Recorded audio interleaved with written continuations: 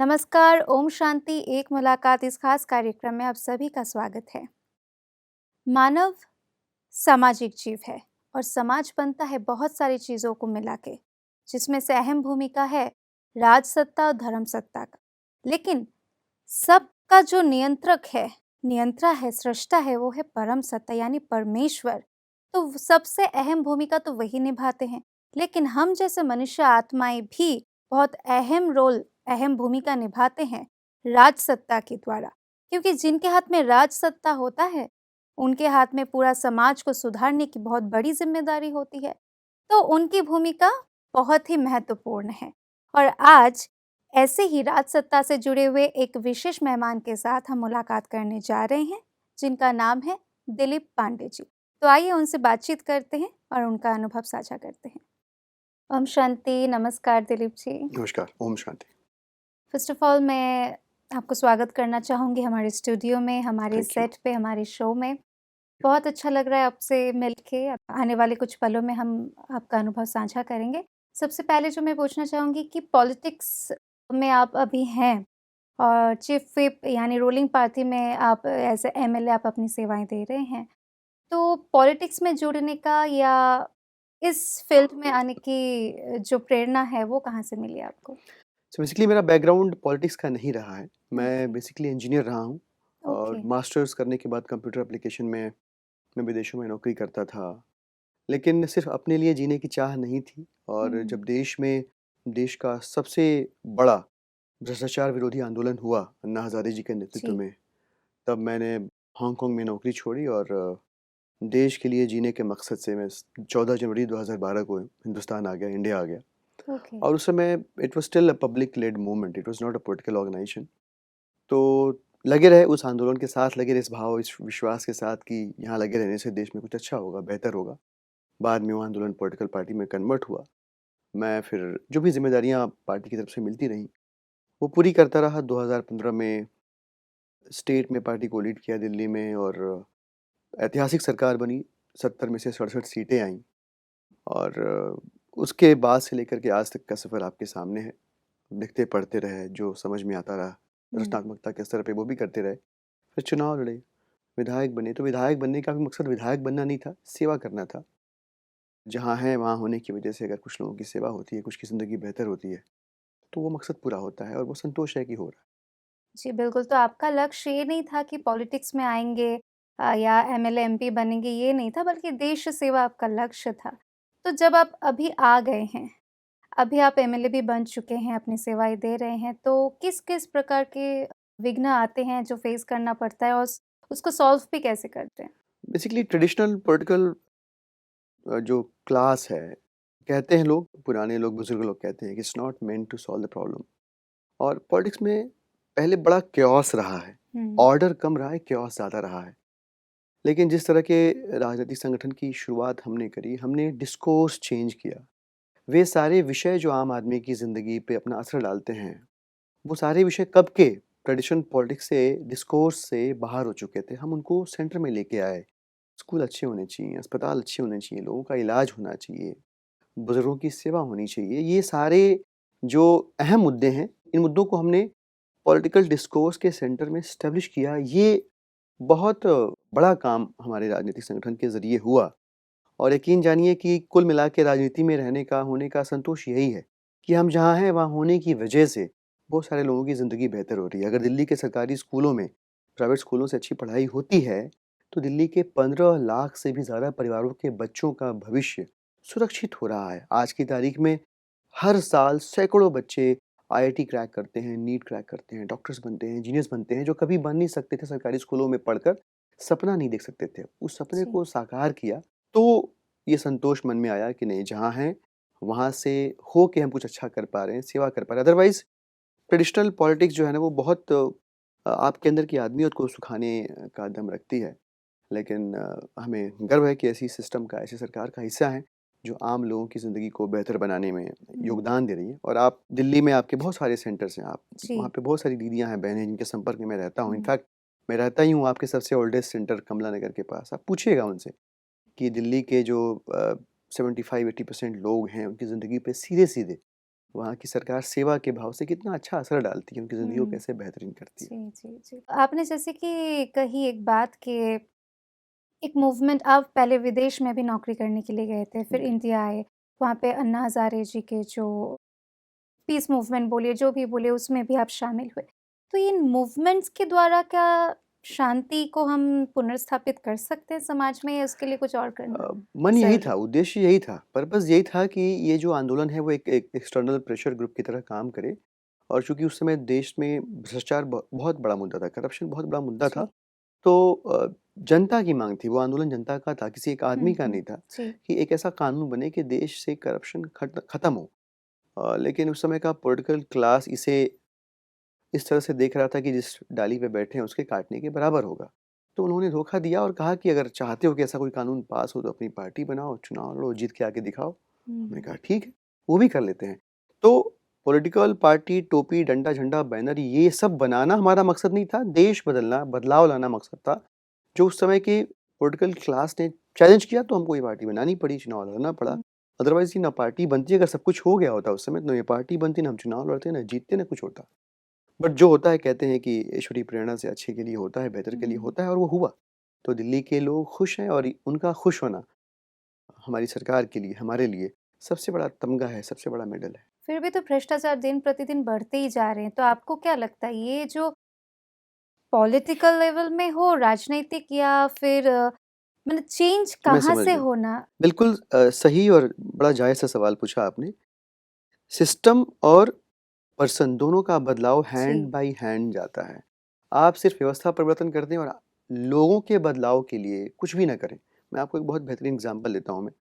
आपने भी सुना होगा दिल्ली के सरकारी स्कूल बहुत शानदार है, पूरी दुनिया में उनकी चर्चा है। कैसे हो गया भाई? क्योंकि स्कूल का तंत्र तो वही था। फिर उन्हीं स्कूलों के अंदर हमने नए स्कूल नहीं बनाए बहुत ज़्यादा हुँ, 2015 में आने के बाद, अब तो बहुत सारे स्कूल बन गए। लेकिन सिस्टम वही था, तो कैसे बदला? तो हमने सिर्फ़ बिल्डिंग्स नहीं बनाई, हमने सिर्फ़ बेंचेज़ नहीं चेंज किए, हमने सिर्फ़ व्हाइट बोर्ड्स नहीं चेंज किए, हमने सिर्फ़ अच्छी ड्रेसेज़ या किताबें अच्छी नहीं दी, हमने टीचर्स के माइंडसेट को बदला। समझ रहे हैं आप? जी, इंडिविजुअल लेवल पे जाके जी, हमने जी, बदलाव की शुरुआत करी। वो बेहतरीन एग्ज़ाम्पल है कि अगर आप होलिस्टिक चेंज चाहते हैं, तो तंत्र के, व्यवस्था के बदलाव के साथ-साथ जी, व्यक्ति का भी बदलाव जो है एकदम, अवश्यंभावी होना बिल्कुल। चाहिए। वो अगर होगा, तब जो बदलाव आएगा, वो अपने आप में कंप्लीट होगा, होलसम होगा। और मुझे लगता है कि जब हम व्यक्ति के होलसम बदलाव की बात करते हैं, व्यक्ति के बदलाव की बात करते हैं, तो ब्रह्म कुमारीज़ जैसा इनिशिएटिव जो है, मुझे लगता है कि ये एक बेहतर जी, टूल, मैकेनिज़्म, बिल्कुल। साधन, माध्यम हो सकता है, जहाँ हम उस तरह के बदलाव के लक्ष्य को प्राप्त कर सकें।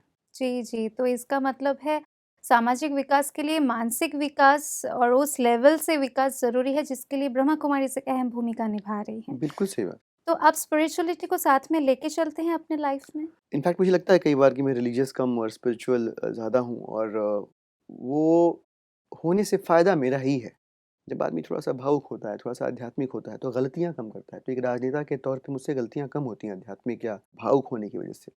और मुझे लगता है कि मुझे इनफैक्ट यहाँ आके ही पता चला, मैं आदरणीय बृजमोहन भाई जी से भी मिला, लंबी बातचीत हुई उनसे, तो उन्होंने बताया कि हमारा एक पॉलिटिकल विंग भी विंग है, भी है। क्लास भी है जी, और मकसद हमारा ये है कि थोड़ी-सी शुचिता अगर राजनीतिक अखाड़े तक पहुँचा पाएँ, थोड़ी-सी जी। सात्विकता वहाँ पहुँचा पाएँ, तो सही और गलत सब वहीं से होना है, पॉलिसीज़ हुँ, वहीं से बननी है, नीतियों का निर्धारण भी वहीं से होना है। तो हुँ, जब वहाँ शुचिता पहुँचेगी, सात्विकता पहुँचेगी, बिल्कुल, तो वहाँ से जो चीज़ें निकलेंगी, वो भी सात्विक होंगी, स्वभाव में बिल्कुल। सात्विक होंगी और उनके हुँ, इम्प्लीमेंटेशन के बाद जो है, जनता को जो उसका लाभ मिलेगा, वो भी उनको सात्विकता की ओर लेके जाएगा। अब मुझे लगता है कि इस तरह के प्रयास जो ब्रह्मा कुमारीज़ की तरफ से किए जा रहे हैं, अब तक तो अपना असर दिखा ही रहे होंगे, आगे भी हुँ। एक बड़े पैमाने पर, बड़े स्तर पर देश के लिए, समाज के लिए, प्रदेश के लिए लाभकारी साबित होंगे। जी, बिल्कुल। तो हमारे तो ऐसे संस्था में कई सारे विंग्स हैं जिसके द्वारा बिल्कुल। सेवाएँ कई सालों से चल रही हैं। मुझे बताया तो गया 20 जी। विंग्स हैं जी, संस्था जी, में 20 और प्लस हुँ, विंग्स है। तो इसका मतलब आप भी इसमें अपनी सहमति देते हैं कि मानसिक स्तर पे विकास के लिए एक आध्यात्मिक विकास होना भी, वो जागरूकता आना ज़रूरी है, हुँ। और साथ में स्पिरिचुअलिटी को अगर हम साथ में लेके चलें, स्पिरिचुअल प्रैक्टिस करें, तो उससे बहुत जल्दी हमें कुछ लाभ मिल सकते हैं। यहाँ पे सवाल एक मेरा ये है कि जो समाज सुधारक है, जिनको हम उस पोज़ीशन पे बिठा के रखे हैं, इलेक्टेड जो एमएलएज़, एमपीज़ हैं, तो वो उनके अंदर अगर वो अवेकनिंग, वो अवेयरनेस, वो चीज़ नहीं आएगी, तो फिर आपको नहीं लगता कि वो विकास बिल्कुल, होलिस्टिक विकास जिसको हम बिल्कुल, बोलेंगे, वो बिल्कुल सही पॉसिबल बात है, नहीं? बिल्कुल सही बात है। आप देखिए अगर मैं पत्थर दिल हूँ, मैं भावुक नहीं हूँ, मैं मुझ में सात्विकता का अभाव है, मेरे व्यवहार में शुचिता का अभाव है, तो मैं किस तरह की नीतियाँ बनाऊँगा या कैसी नीतियों का पक्षधर होऊँगा, जी। वो that won't be good for Mankind. मैंने अब अभी 2 दिन पहले शिवानी दीदी को भी सुना और उनकी बातचीत में 2 बहुत महत्वपूर्ण बातें निकल कर आई जो मैंने अपने सेशन में भी कहा था। उन्हें 2 विषयों पे बड़ा ज़ोर दिया। एक तो कि हमें सुधरना होगा, हमें इंडिविजुअल लेवल पे सुधरना होगा और अगर हम चाहते हैं कि हमारे विचार सात्विक हों, उसमें अन्न का बड़ा योगदान है। दोनों ही बातें बड़ी महत्वपूर्ण कही उन्होंने और जी। मैं आपको बताऊँ गीता में भगवान श्री कृष्ण ने भी कहा है कि उद्धरोदात्मनात्मानम् आत्मानम् अवसादयेत् आत्मैव ह्यात्मनोर्बन्धु आत्मैव रिपुरात्मनः। 2 पंक्तियों का श्लोक है लेकिन इसका प्रिसाइज़ मतलब ये है कि मनुष्य का सबसे बड़ा मित्र या शत्रु वो खुद ही है बिल्कुल। और मित्र बन जाए अपना वो तो अपना उत्थान कर लेगा और शत्रु बन हुँ। जाए तो अपना पतन कर लेगा। जी, हमारा उत्थान कैसे होगा? वो होगा शुचिता के, सात्विकता के रास्ते पर चलने पे। हम बिल्कुल। ठीक खाएँ, ठीक सोचें, ठीक करें, तो जो बाई प्रोडक्ट होगा वो भी ठीक ही होगा। हम कुछ भी खा रहे हैं, कुछ भी कह रहे हैं, हुँ, कुछ भी कर रहे हैं, तो जो बाई प्रोडक्ट है वो chaos क्रिएट कर रहा है, बिल्कुल। ऑर्डर नहीं क्रिएट कर रहा है। हुँ, और आज की तारीख में आप आँख फैला के चारों ओर देखिए, हम जिस दौर से गुज़र रहे हैं, वो chaos एक्सट्रीम chaos का दौर है एकदम। और उसमें अगर कोई उम्मीद है कि चीज़ें बेहतर हों, तो वो शुचिता, सात्विकता, भावुकता के अलावा कहीं और बिल्कुल। से वो उम्मीद नज़र नहीं आती है। मतलब स्पिरिचुअल लॉ को जो हम ब्रेक करके इतने दिनों से चल रहे हैं, उसको साथ में उसको उस बैलेंस को मेंटेन करना ज़रूरी है। बिल्कुल, बिल्कुल। तो यहाँ पे आके आपको कैसा महसूस हो रहा है? पहले तो मैं ये पूछना चाहूँगी कि आप कितने दिनों से, कितने सालों से जुड़े हुए हैं ब्रह्मा कुमारीज़ के साथ? ऑनेस्टली मैं पिछले 3 सालों से मेरे पास हर साल इनवाइट आ रहा था लेकिन समहाउ मैं आ नहीं पा रहा था। जी। तो maybe some sort of calling और डिवाइन इंस्पिरेशन जो भी है हुँ, हुँ। इस बार संभव हो पाया कि मैं आऊँ और मैं यहाँ पे 3 तारीख की सुबह से आया और कई सारे सेशंस अटेंड किए। I became part of those intellectual discourses. Hmm, hmm. एक सेशन में मैंने भी अपने अनुभवों को साझा किया। तो आप समझिए इस बात को कि मैं दिल्ली से हूँ, दिल्ली में भी बियॉन्ड पॉलिटिक्स भी जाके बात करें, सियासत के बाहर जाके भी बात करें और यहाँ की बात करें, तो मैं बहुत सोच रहा था अपने कुछ एक मित्रों से साझा भी करी ये बात कि यार आवाज़ें यहाँ भी हैं, आवाज़ें वहाँ भी हैं, लेकिन वहाँ कोलाहल है, नॉइज़ है, यहाँ शांति है, जी। आवाज़ों के बावजूद यहाँ शांति है। हुँ। कुछ तो है ना? अब आप इसको वाइब्रेशन जो कुछ भी कहना चाहें, जी, कहें आप। जी। ये आज़ादी आपके ऊपर है कि आप कैसे अपने भावों को व्यक्त करते हैं। शब्दों जी, की जी। बाउंड्रीज़ में कैद कर पाते हैं। बट हकीकत ये है कि आवाज़ों के बावजूद भी आप बगैर आवाज़ सा फ़ील कर रहे हैं आप शांति महसूस कर रहे हैं आप। जी। और मुझे लगता है कि ये तब पॉसिबल है जब बहुत सारे पीसफुल लोग एक जगह इकट्ठा हों, उनकी कलेक्टिव जो वाइब्स हैं, वो जगह को वैसा बना देती हैं। बिल्कुल। और मैं बिल्कुल वैसा ही महसूस कर इनफैक्ट मैं यहाँ था और कल आफ्टरनून में मैं ज्ञान सरोवर भी गया, पांडव भवन भी गया, तमाम जगहों पे गया, होके आया मैं, मिला वहाँ बहुत सारे लोग अपने ज़िले के, अपने शहर के, अपने कस्बे के, अपने मोहल्ले के भी मिले हुँ, हुँ। और अच्छा लगा, पहला आगमन था। I hope and I wish that I will keep in touch. Very good. और मैं एक बात पूछना चाहूँगी, जब आप यहाँ पे पहुँच ही गए हैं, जैसे कि भगवान का न्योता आपको मिल गया और आप अभी इस ड्रामा अनुसार जिसको हम कहते हैं आप यहाँ पे पहुँच गए हैं, तो यहाँ से आप क्या लेके जाएँगे जो आप सबको देना चाहेंगे? कोई मैसेज स्पेशल, कुछ एक्सपीरियंस, वो आप क्या लेके जा रहे हैं साथ में? मैंने 3 बातें आपसे कही। 2 बातें तो मैंने शिवानी जी की जो दीदी की जो चर्चा थी उससे निकाली थी और वो दोनों ही बातें मुझे बहुत ज़रूरी लगीं।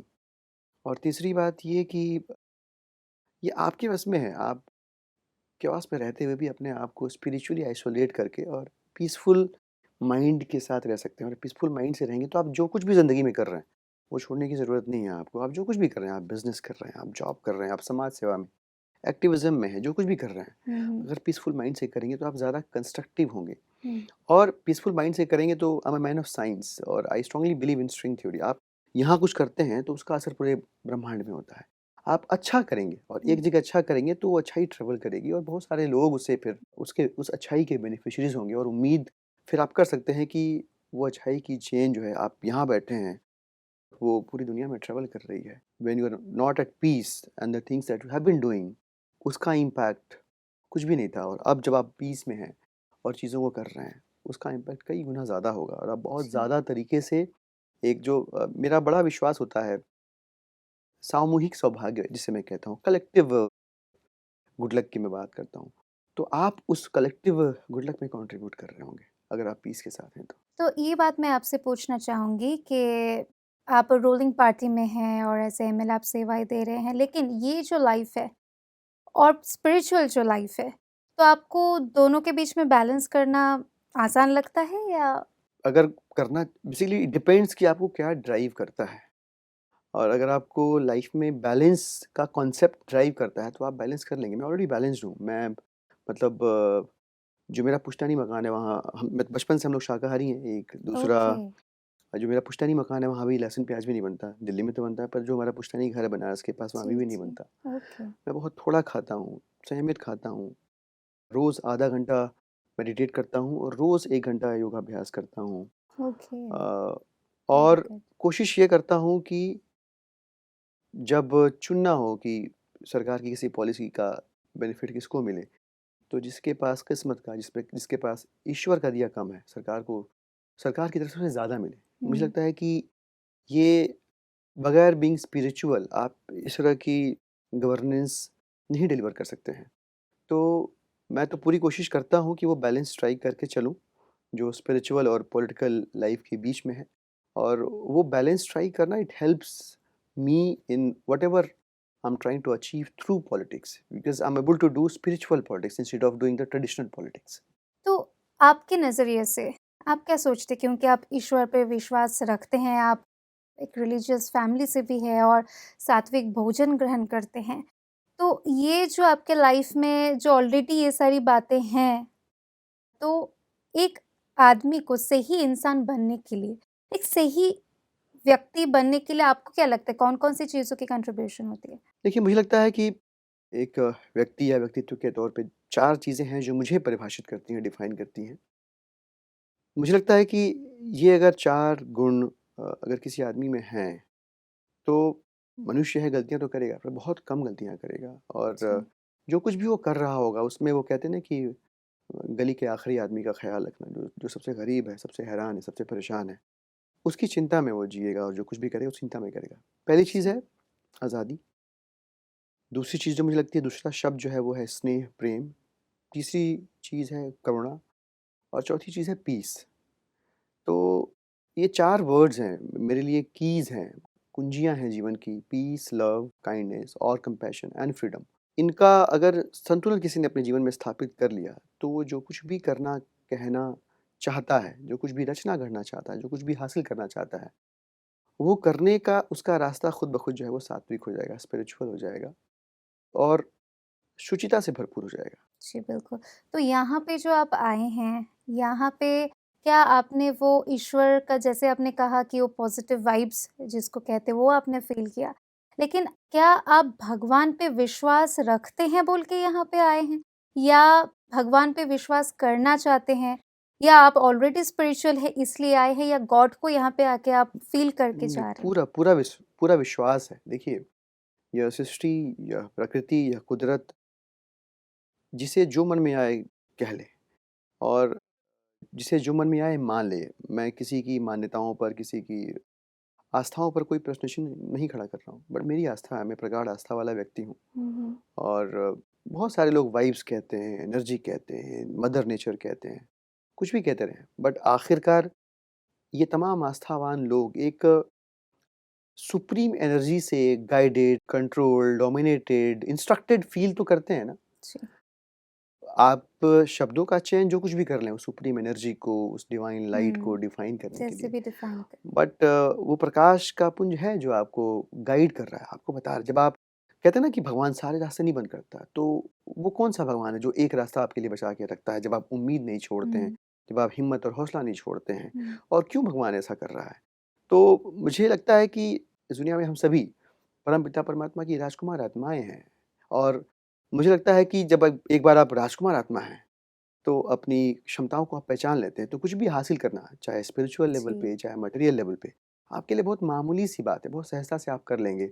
और इस भाव को जब आप लेके चल रहे होते हैं, तो आप अकेला भी महसूस नहीं करते हैं। There is someone all the hmm. Time guiding you, showing you the जी, पाथ। जी। सो अभी तक जो प्रैक्टिस आप करते आए थे मेडिटेशन की, तो अभी यहाँ पे आके जो आपने सीखा, वो क्या डिफरेंट है या यहाँ पे कुछ अलग जो आपने फ़ील किया, अलग जो आपने महसूस किया?